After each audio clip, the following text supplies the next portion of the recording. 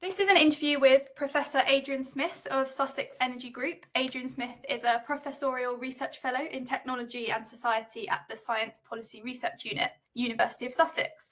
Adrian does research for a variety of public, private and civil society funders.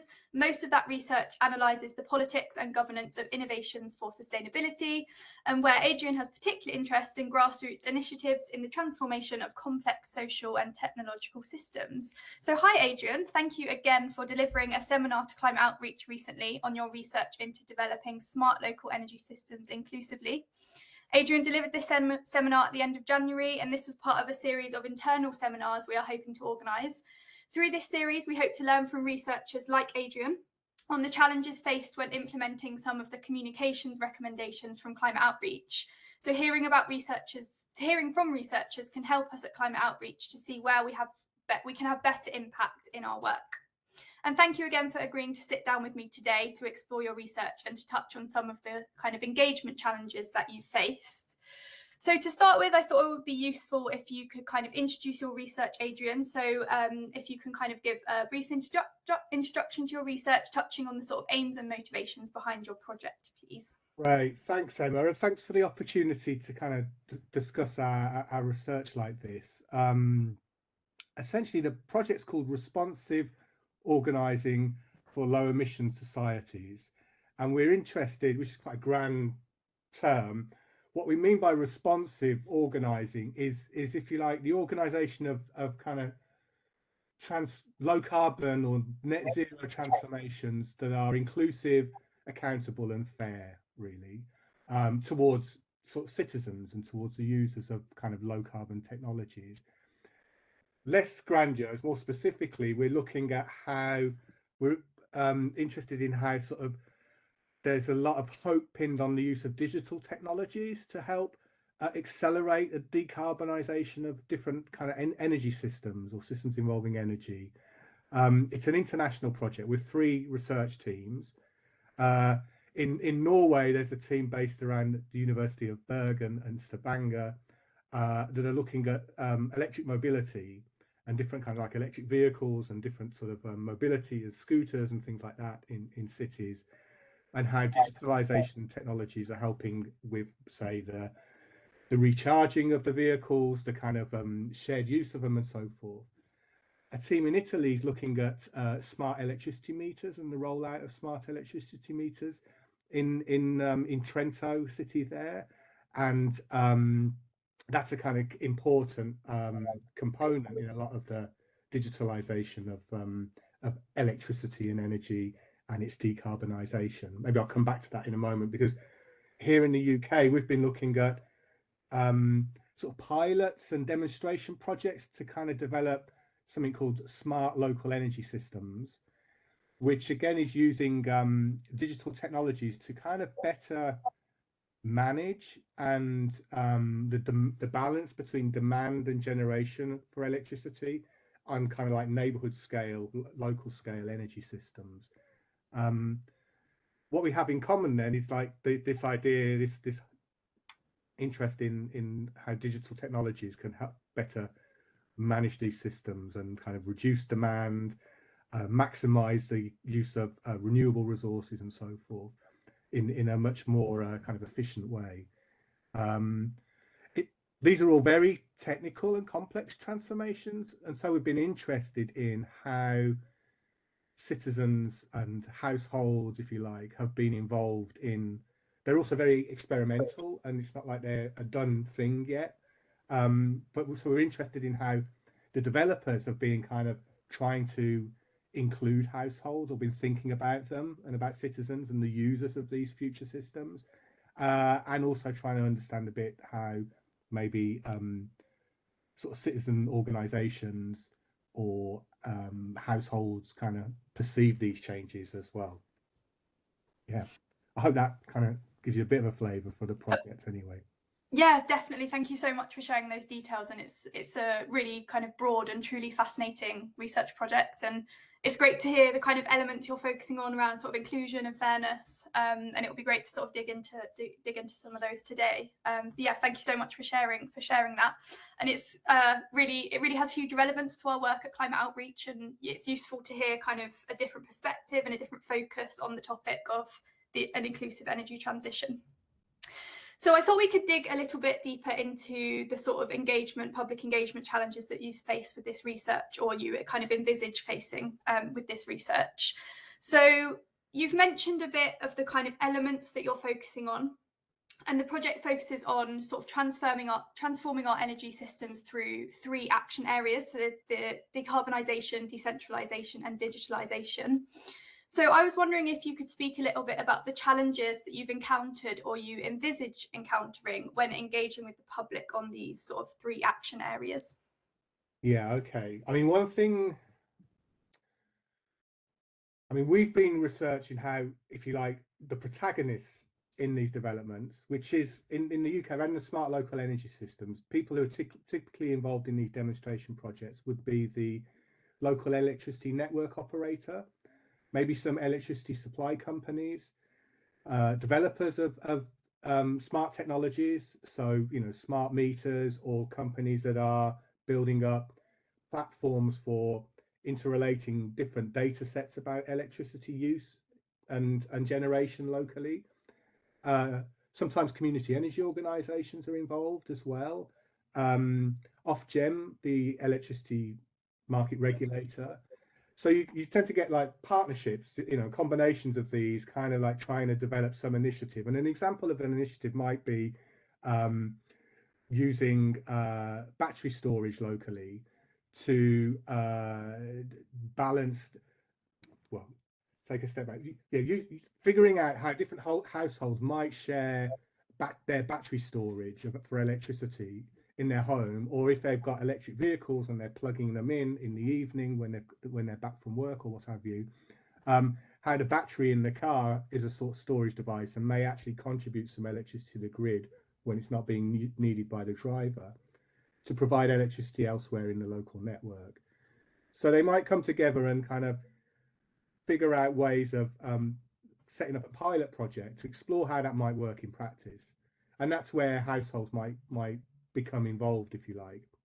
Obviously, the developers need to recruit households, or drivers, or the partners into doing these projects.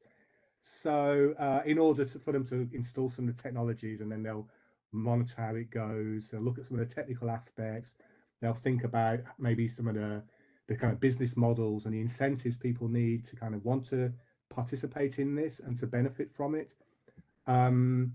And then they'll also, often seek feedback from the users, what their experiences were, what they thought about it, what they might think, how it might develop, or why it might be useful or interesting to others and into the future, and these sorts of things. That's typically what we've learned by looking at some of these demonstrations around the UK.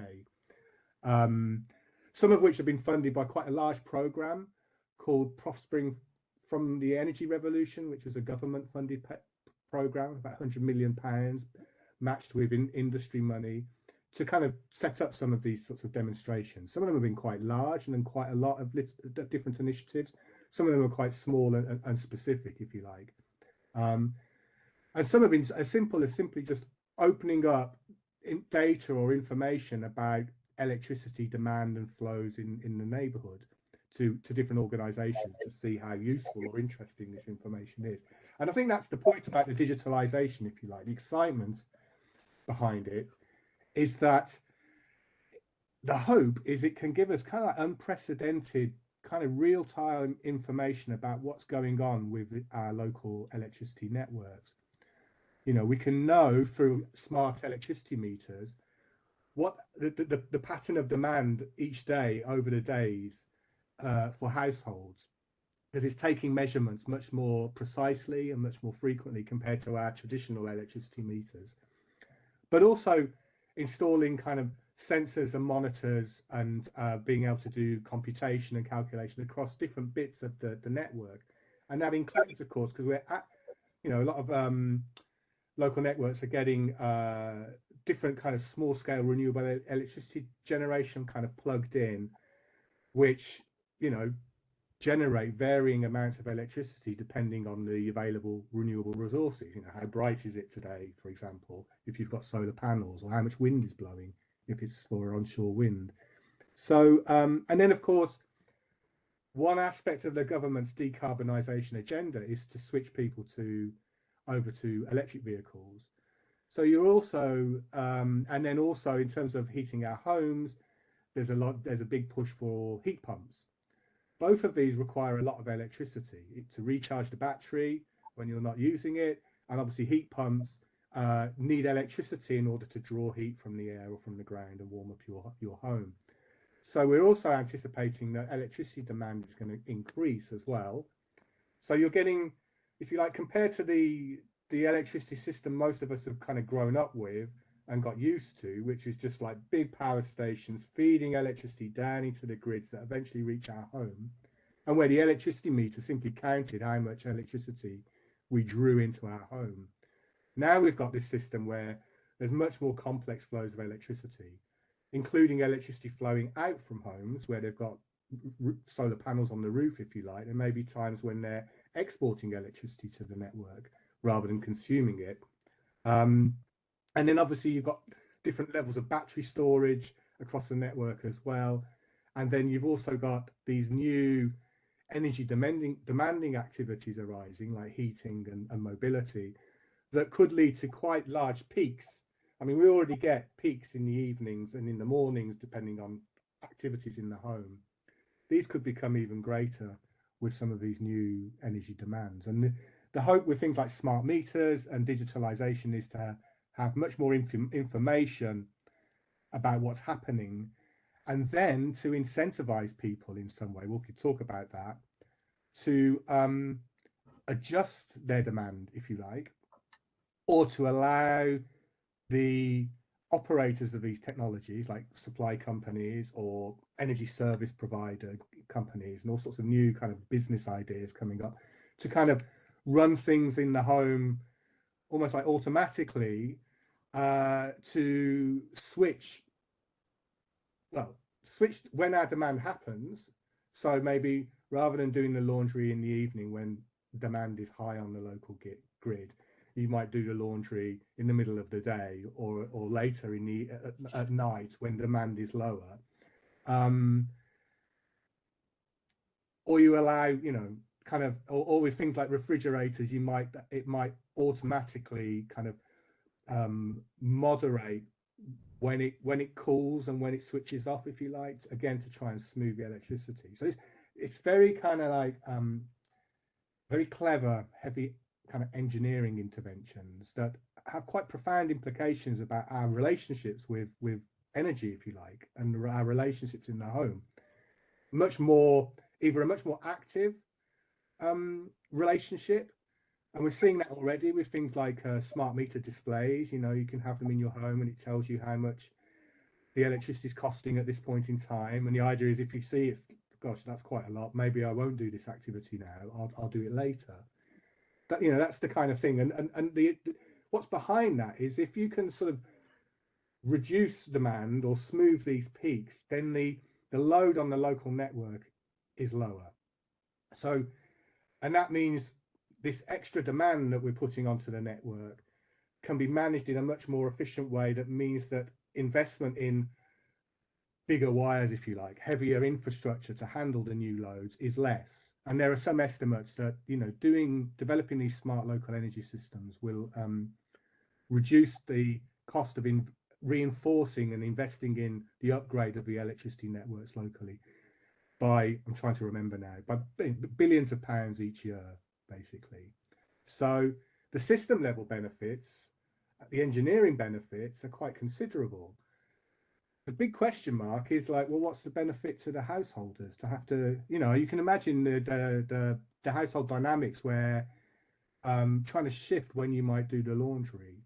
Yeah. Or, and what kind of tensions that could introduce into the household, and things like that. Or trusting in an organisation like an electricity supplier to monitor much more, or have access data about not just your energy profile, but kind of from that maybe implications of what's going on in the home as well. So you've got to really, these are quite intrusive technologies in many respects that are quite new to us, and where, yeah, it's not clear, how trustworthy people find it. There's also an assumption about how, there's also questions rather about how households are understood by developers, and how these changes in behaviors, these technology mediated changes in behaviors are assumed to happen. A lot of this is assumed it's going to work by price incentives, so our electricity tariffs might go up and down over the day, and so it's a kind of a money saving incentive for us to avoid peaks, or to invest in something like battery storage and trading electricity with neighbours over digital platforms, and becoming much more active kind of producers and consumers or prosumers of electricity. It all assumes that, as householders, or we're kind of up for that, up for becoming a kind of utility maximizing economic in this system, and certainly I think a lot of the attempts at engaging people currently, which are at an early stage, have sort of had that assumption behind it, if you like. Yeah. That we're all kind of like, electricity is a commodity. We're all utility maximizing householders. We have the time to get involved in this stuff, and the inclination, and we want to make it work for us as the individual homes. And yeah, that's quite a big assumption. It may work for some, and certainly people who are being recruited into some of these trials appreciate the benefits, if you like. Often they're kind of given some of the technologies to use. So maybe they're given some batteries and a solar panel and a digital platform, so they can see what's happening. But it's one thing being kind of gifted that and to participate in a trial, and this is really interesting and it's beneficial. I can see how we might save some money. Everybody likes being greener, and you're doing the right thing. We all want to do that. But what that means for people, kind of later adopters, or whether that will work for everybody, etc., is a big question. Yeah, thank you. And I think that's really useful to hear, I guess, as you said, some of the sort of incentives that you're sort of seeing or learning about through this work. Because you mentioned sort of trust and the technology being kind of intrusive, and sort of price incentives. Are there any other kind of insights that you've learned through this work on sort of why people are or aren't, or will or won't engage with smart local energy systems? And also, do you see kind of research being a help in terms of such engagement and learning about these incentives or disincentives? Okay, I mean, on that last point, one thing I didn't mention was that amongst these partnerships that are doing these demonstrations have been some university researchers and university research teams who've helped with interviewing the households, surveying them, learning about their experiences in these demonstrations, and doing other research as well, including helping some of the partners with some of the more technical engineering aspects, as well as the more sociological kind of questions, if you like. So there's some really good and useful research out there. We've not been involved in these demonstrations ourselves, so that's ours. We've been more a kind of step removed, if you like, and trying to get an overview. From some of colleagues, researchers in those demonstrations, though, and one thing I found really interesting is, although the assumption is that households are just customers and we'll incentivize them and they'll participate in this way, some colleagues at Exeter University, in doing interviews with households participating in one trial, I think it's about 100 or so households, they said, yeah, this is really interesting, it's been great for the reasons I just said, but what does it mean for other? It'd be nice if some of the savings or some of these benefits could be shared locally, or what it could provide electricity for the school for free, or they were concerned about households that maybe don't have the space to accommodate the equipment or the resources to buy it, or etc. So they had a more collective sense of possibilities or questions about people as citizens rather than individual consuming kinds of households. And some of the community energy organisations we interviewed have been involved in some of these trials, or that are interested in digitalisation and the possibilities, if you like, of smart local energy systems. They too are very interested in thinking about households more as a kind of collective or an association that's participating in having some sort of ownership, a bit more involvement, not necessarily direct, as in running the system, but a bit more involvement and a bigger stake in these new systems. And that may overcome or maybe a different way of addressing some of the issues of trust or fairness or inclusion that we've been looking at. Because if you like, the dominant way seems to have been using digitalisation to further kind of enroll households and get them to participate in, have relations with electricity suppliers and participate in electricity markets in much more finer grained and involved ways. Another view of seeing the possibility of these smart local energy systems is to think a bit more radically, and this is what some of the community energy approaches are doing, where you get a collection of households and they form an energy cooperative, for example, or they share the ownership or have a much more greater role in the governance of the smart local energy system, or they kind of pool their data and control it as a data cooperative. So that's really interesting. They're coming up with really innovative new organizational approaches to this transformation, that's actually trying to almost increase the autonomy of that neighborhood from the wider energy kind of system, markets and suppliers. So you've got two kind of different ideas here about smart local energy systems. One seeing it as extending the reach of the electricity suppliers and markets into the home and drawing them into being components in this system that they're going to run more efficiently and in a decarbonised way. And participating households may get some savings in costs. They'll definitely get cleaner energy and so forth. They may get some benefits, but it's just as customers. Most of the system benefits goes to those who are investing and owning the system. Yeah. And then you've got this more kind of community-based kind of vision, if you like, where, at its most radical end, it's saying, well, there needs to be kind of some sort of public or common ownership of all of these new infrastructures and technologies. And actually, we're trying to seek greater autonomy and using the affordances and benefits of digital controls and communication and these renewable technologies to create local energy systems that benefit that neighborhood and the community. That's less, that's more an idea, if you like. There's one or two examples of trying to do that in these demonstrations, but they're the exceptions, if you like, that prove the more market-based kind of norm.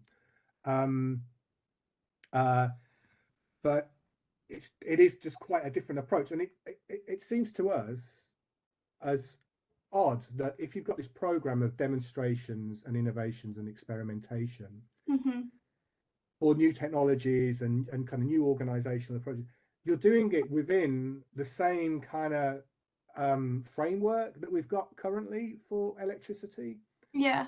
You're not allowed to experiment with the framework itself as well and say, well, what does what do future local energy systems look like if we change the rules? Let's just allow us to experiment with changing the rules a little bit, allowing some kind of municipal ownership of the infrastructure, for example, making it much easier for community organisations and community energy groups to sell electricity directly to households by changing some of the market rules and so forth. And that may be important anyway, because I mean, as you know, Emma, here in the UK, we've got a massive lot of controversy, crisis in the energy system. It's not as if the existing framework is working very well for most households, and that there are high levels of trust in the electricity suppliers. Yeah. Surveys have always shown that it's always less than 50%. At best, it's 50% public trust in electricity suppliers over the last sort of 5 years or more. And we've recently had this controversy over electricity suppliers going into households and forcing them to move over to prepayment meters, including in some instances, as I understand it, smart meters where you can do that remotely and automatically. Yeah. And that's hardly going to build up public trust in some of these technologies if they're being used as kind of quite threatening and disciplining and ways that are deemed unfair. Yeah. Right, we're switching you over to prepayment now without your consent or knowledge. That's hardly a good basis for some of the things I've just been talking about, where you need a much more trusting relationship, and these smart meters are your kind of key component for you participating in this electricity system that's going to be a much more kind of dynamic and decarbonized. So, and I think that reinforces the point about we need to think about higher levels of inclusion and ways of engagement that might be much more attractive or much more reassuring for kind of households. Yeah. And we won't know if they are or not until we actually conduct those trials or Yeah, thank you. And it's really interesting to kind of explore those sort of trust issues and concerns and kind of where they stem from in kind of smart local energy systems, but also the system that like we're currently using. So that's really interesting to explore those trust concerns. So thank you. I also wanted to ask on the kind of insights you've learned from this research and this project on whether the energy transition and smart local energy systems, whether individuals and communities are kind of intuitively linking the need for that to climate change at all. And kind of the engagement that they've had with whether the sort of resulting kind of need for this is climate change, or if that's not really something that's thought about in communities and by individuals. Well, that's a good question. I'm not sure. I mean, a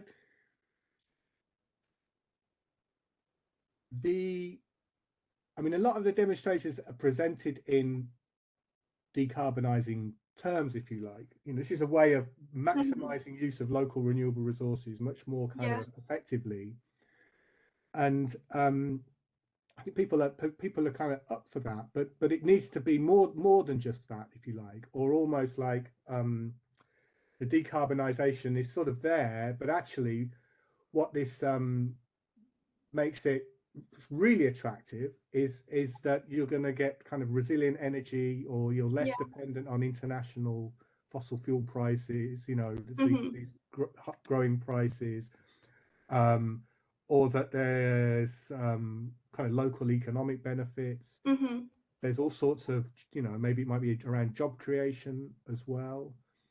One thing we haven't talked about is the all of the new resources that are needed to build these systems. There's about like batteries, for example, and sort of some of the minerals required for that, like lithium and so forth, that are being mined in other parts of the world, and where we can't assume that there's a kind of like limitless or building our smart local energy systems in Europe will happen is a kind of unalloyed, it's a kind of good thing. It has implications elsewhere. There are kind of communities that are being devastated by expansions of mining and opening up new extraction of resources and so forth. So we have to use these resources wisely and carefully. And again, so I think in the development of these sorts of systems, one needs to think about, is it better? One example, there's an interesting study recently, is that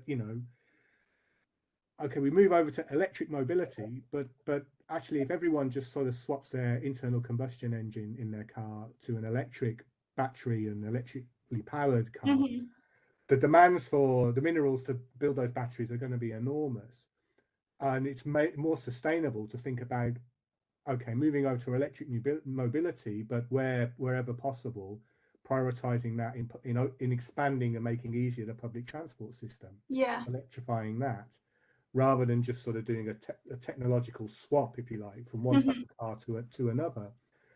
There's not a lot of strategic and thinking around that, it seems to me, at the moment. And then also, whatever form these sorts of technologies take, we need to think about their maintenance and their repair, Hmm. and making them as durable as possible.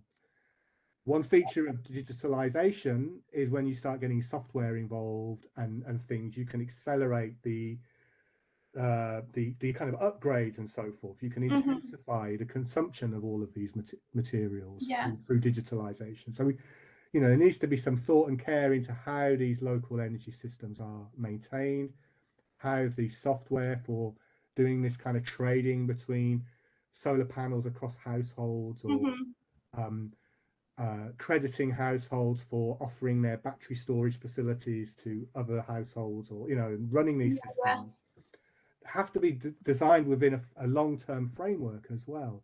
Hmm. And that, it's just really, really challenging, especially in a context where you've just got lots of where there's not a lot of kind of coordinated planning going on. Everyone's just Hmm. trying to pitch in their idea, and their innovation or their entrepreneurial idea for some element of this smart local energy system, and it's not really their responsibility to think about what happens to it at the Hmm. end of its kind of life cycle, if you see what I mean. So Yeah, yeah, I do. a kind of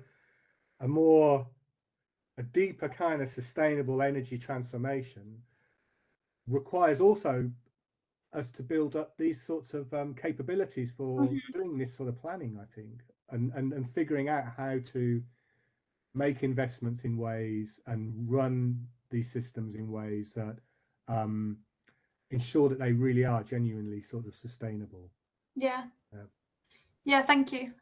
That's really interesting to hear your take on that, and that kind of link back to climate change and how people are viewing that. Just before we kind of finish off, I'd love to explore a little bit more on the kind of inclusion and fairness that you mentioned sort of right at the start of the interview. So what are the biggest barriers you've faced, or you see us sort of facing when it comes to ensuring representation and social inclusion in the use of smart local energy systems? hmm. Cool, you saved the best question. The real challenge, I think, the biggest challenge is a lot of the kind of large players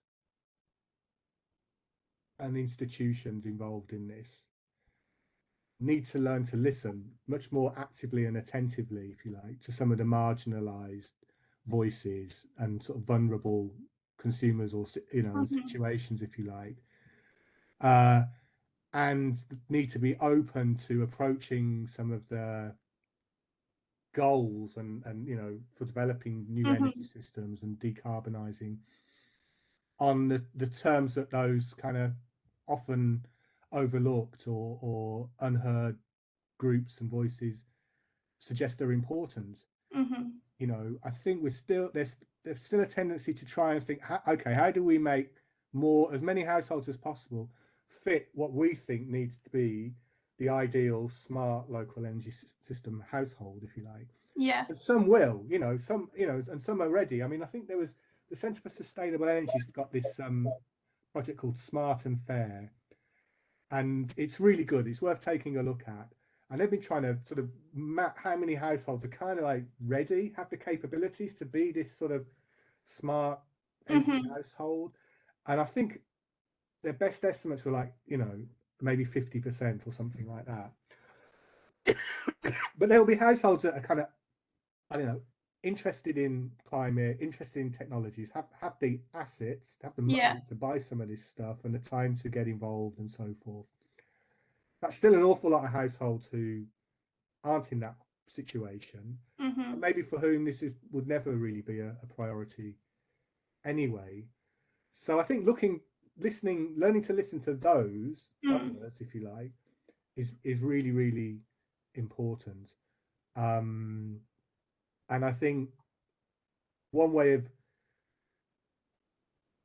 encouraging that for me is to try and bring much more kind of direct democracy into these processes as well. Mm-hmm. The energy systems are sort of foundational to modern societies, and we're trying to introduce these transformations that can have profound implications, and so Yeah. everyone who's impacted ought to have some channel for expressing that. Mm-hmm. But I fear at the moment it's largely seen as a kind of engineering exercise and activity. Yeah. And what engagement there is to communicate what you're doing, consult, but it's not to put sort of citizens at the centre and allow them to have some control over this. Mm-hmm. See what I mean? There's some remarkable, really interesting examples of where citizens do have much more control, if you like. Mm-hmm. But and we can learn a lot from them, I think. So Yeah.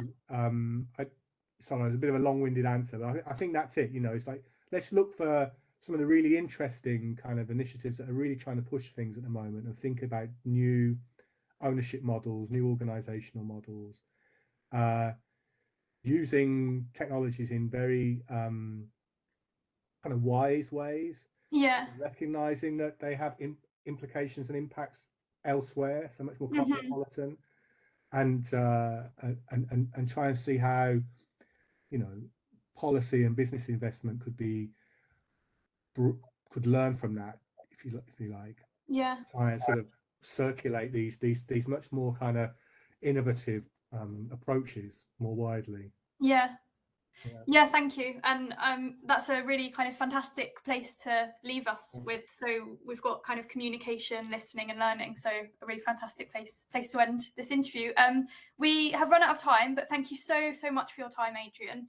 It's been fantastic to kind of dig into some of these elements and these topics. Is there anything else you'd like to add that you haven't had a chance to before we finish off? No, maybe if people are interested in the research, we've got there's a roles, the responsive organising for low emission societies. There's a website that you could look up, or people are welcome to get in touch if they want more information as well.